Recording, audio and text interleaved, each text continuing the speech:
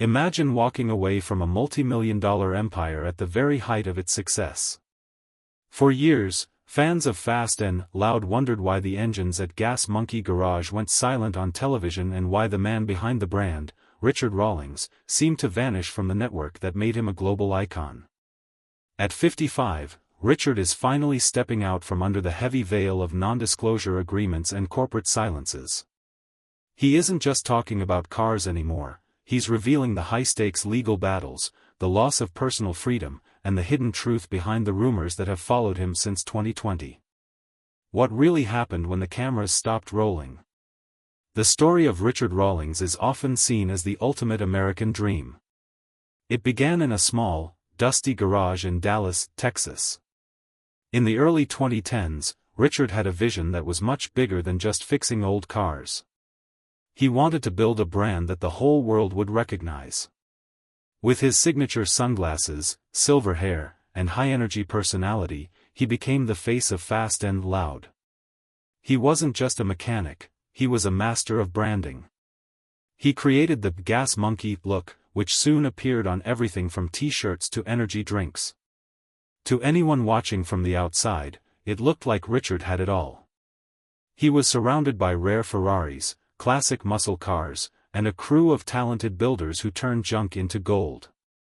But building an empire takes more than just a loud personality. Richard worked incredibly long hours. He traveled constantly to promote the show and his business.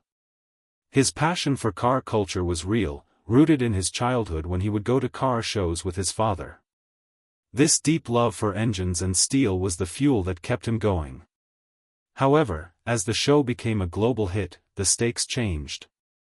Richard was no longer just a shop owner, he was a television star. This meant he had to answer to producers, network executives, and advertisers. Behind the scenes, the pressure was mounting. The very things that made him successful, his independence and his get-it-done attitude, started to clash with the corporate world. The network wanted things done a certain way, and they wanted it done on their schedule.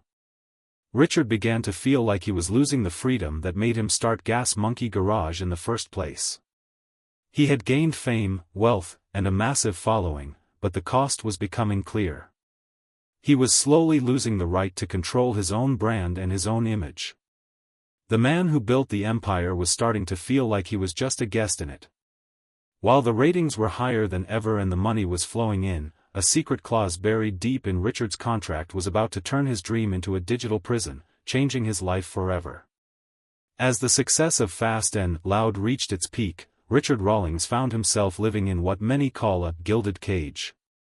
To the outside world, he was the king of car culture, driving the world's most expensive vehicles and living a life of absolute freedom. But inside the offices of the production companies and the Discovery Network, the reality was much different. Richard had signed contracts that gave the network an incredible amount of power over his life. These documents didn't just cover the television show, they covered Richard himself. He had become a brand that was owned by someone else. The restrictions were tight and often felt overwhelming.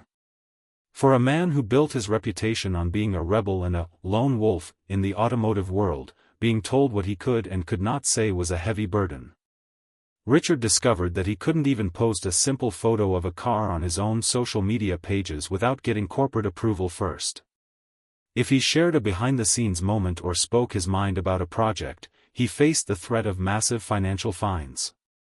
The Gas Monkey persona, the loud, fun-loving, beer-drinking Texan, was now a character in a script. Richard felt like he was performing a role rather than running his own life. This loss of control took a significant psychological toll.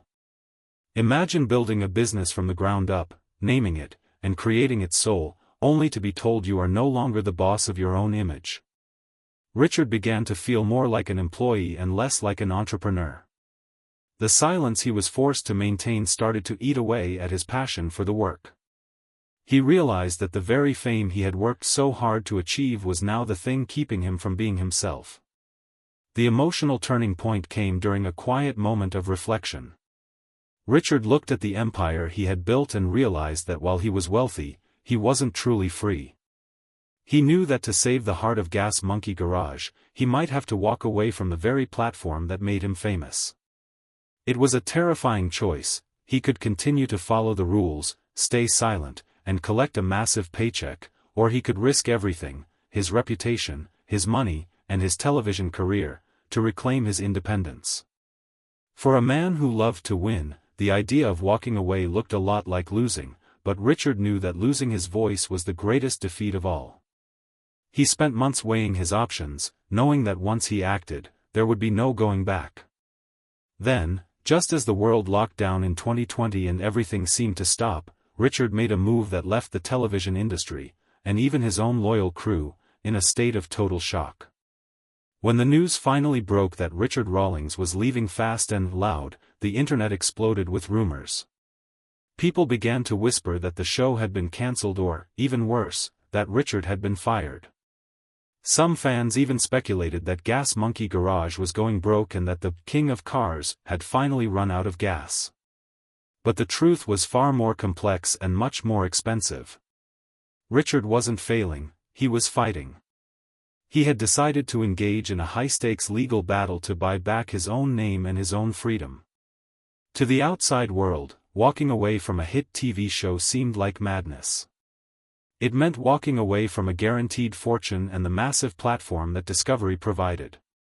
However, Richard knew that as long as he stayed, he didn't truly own Gas Monkey.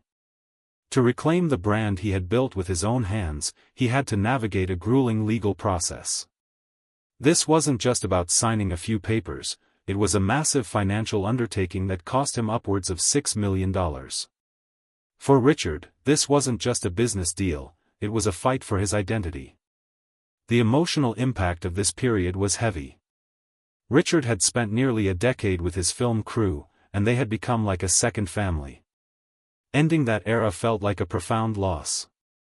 There was also the terrifying uncertainty of the future.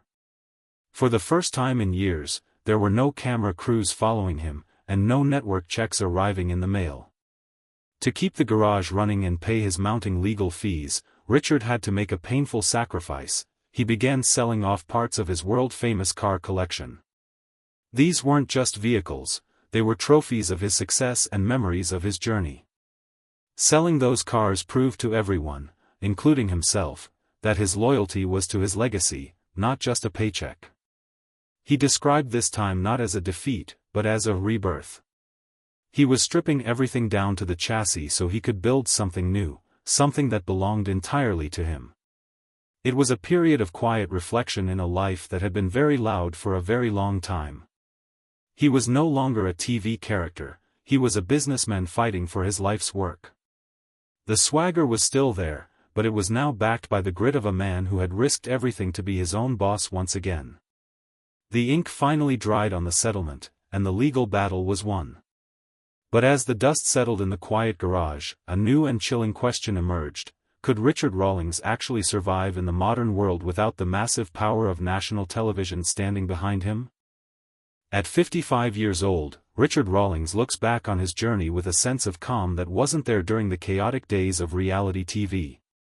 The man the world once knew as a television asset has successfully transformed into an independent mogul.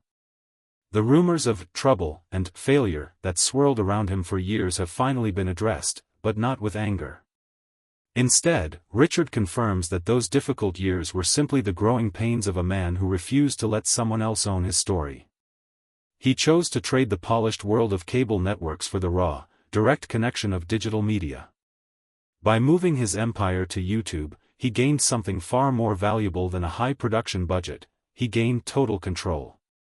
This transition was a psychological masterclass in resilience.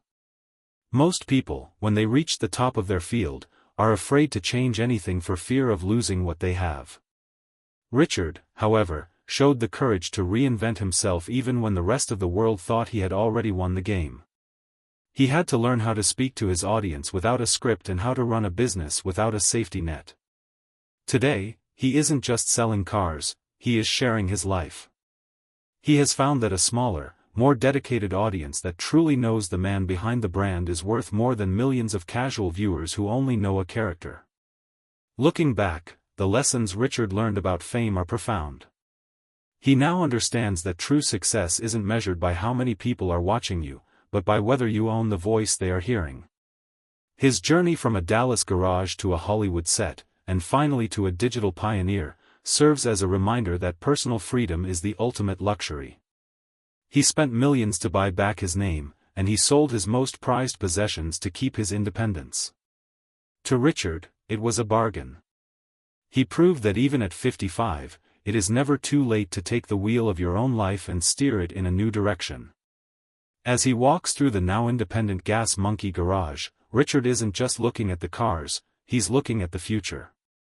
He has reclaimed his truth and rebuilt his empire on his own terms. He has shown that while fame can be a cage, integrity is the key that unlocks it. His story ends not with a goodbye to his fans, but with a new beginning, as a man who finally answers to no one but himself. As Richard looks toward the next decade of Gas Monkey Garage and the new adventures ahead, his story leaves us with one haunting question for our own lives. In an age where everything is for sale and corporate control is everywhere, how much is your own freedom truly worth to you?